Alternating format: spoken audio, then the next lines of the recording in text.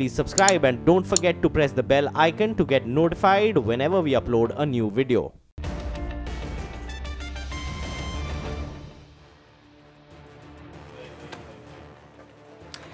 Well, this is the big exclusive from the GST space. The government is beefing up its effort to try and plug tax evasion under the goods and services tax. Sources tell us that the GST Council has constituted a panel for the enforcement of the reverse charge mechanism, which has been deferred so far. Now, if this mechanism is implemented, then a business registered under GST will have to pay tax on the purchases it makes from its vendors who are not registered under GST. Timsy Jaipuria joins us now with the details. Timsy, there's been a lot of back and forth on the reverse charge mechanism. We are given to understand now that a group of ministers will look into this matter. Take us through what you're picking up.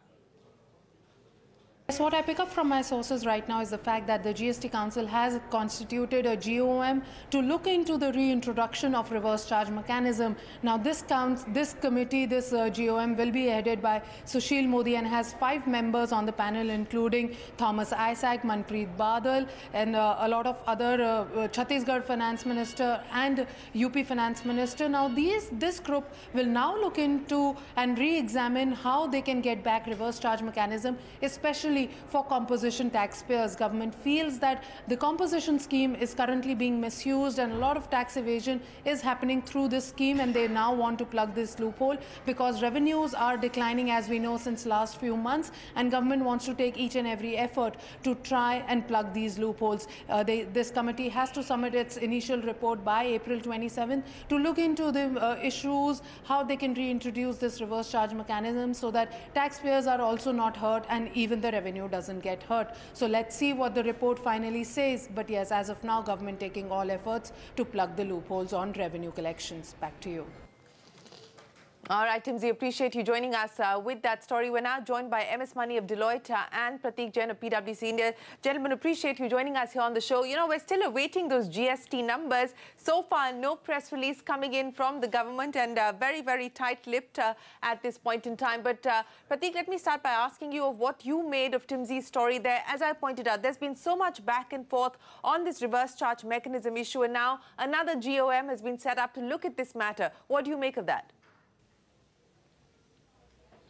Yes, so I think government is concerned about the revenue collection, and we will, as you're saying, we are waiting for this month's collection to come in. If you look at the 18-19 budgets, they are projecting around 61,000 crore of CGST every month. That would mean that around 1,20,000 crore of collection. So obviously that's not happening.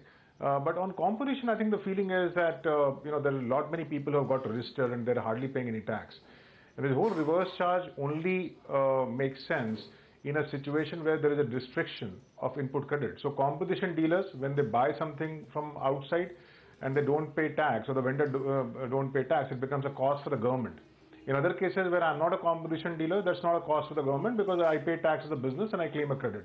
So only in situations where there is a restriction of input credit, like composition dealers or like restaurants, you have to pay 5% without any use of input credit.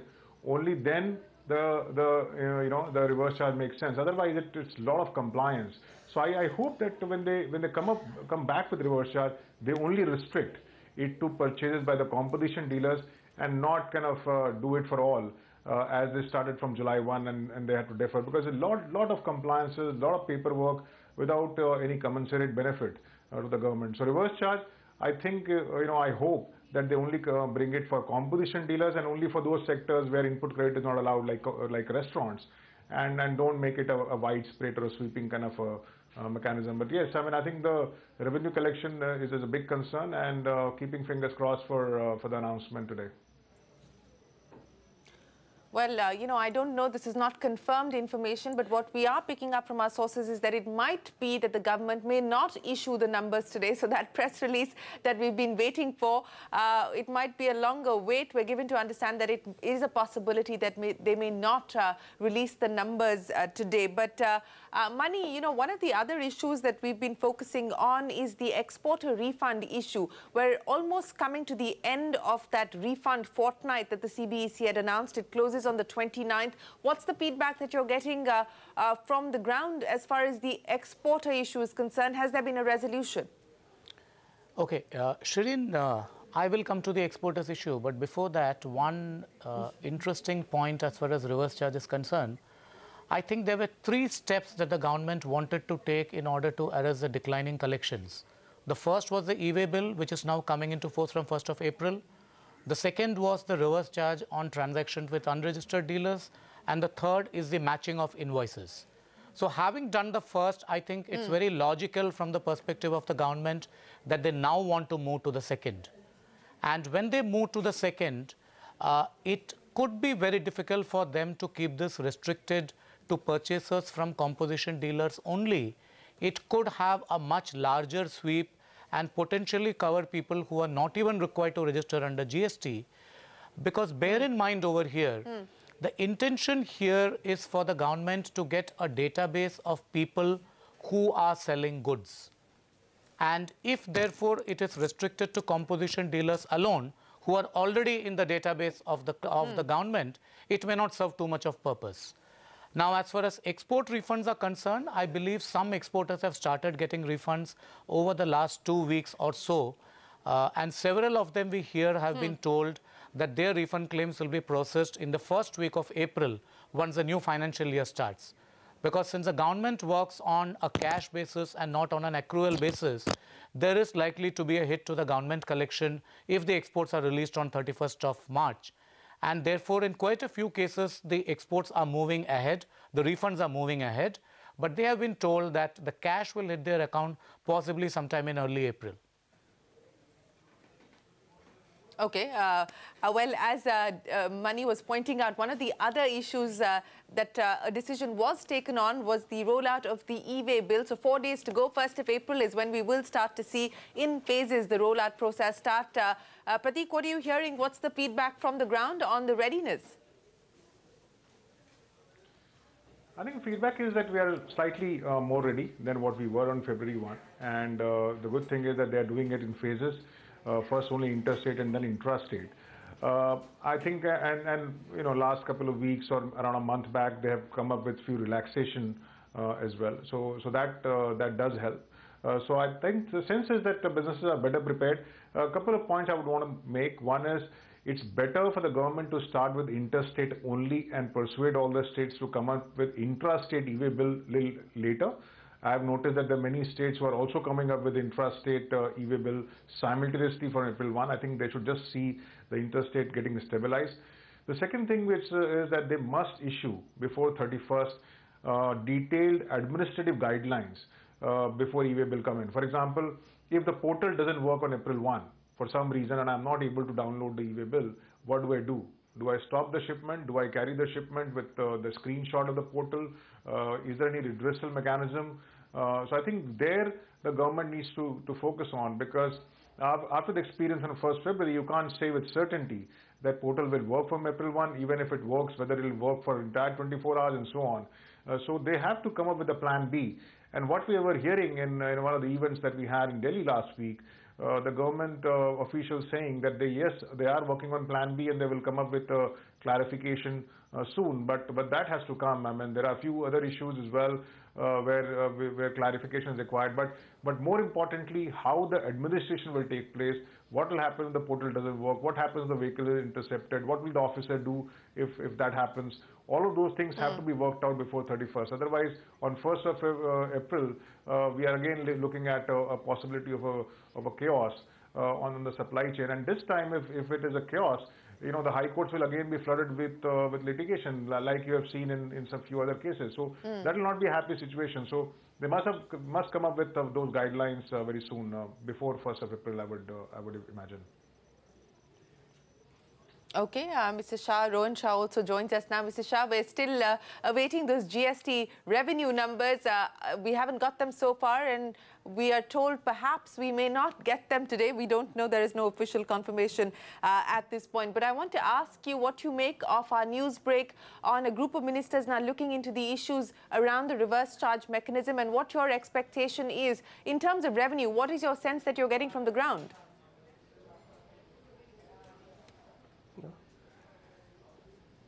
Shireen, I don't think anyone is sort of in a position to offer exact numbers, but we know historically that, the collection has been between a high of about 95,000 crores and a low of 80,000.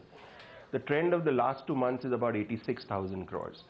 Nobody is expecting a sort of substantial leap, but the thing with statistics in GST is that often between what industry perceives and what government perceives, we see quite a significant divergence. So we really just have to wait for the government to officially sort of tell us what is what. On the whole situation in terms of reverse charge and the committee there, I think there is a clear trend that there is a sense of a disappointment with the level of compliance. The fact that it is felt that some people in the system have exploited the transitional credit, and therefore I think we are getting into this phase of a far greater focus in terms of anti-evasion issues. For me, tightening the belt is certainly worthwhile, but I'm a little concerned that we are already beginning to see litigation in terms of some 4,000 crores of demands going out to the telecom sector. The real estate sector is rumored to be getting all sorts of proceedings in relation to transitional credit. So for a long time it was get people to participate, don't police very hard. Suddenly I think we are in a phase, given the anxiety on numbers, to move into full-fledged policing. And the message which is sort of going out from there is not a very good one, because we already seem to be in a confrontational mode.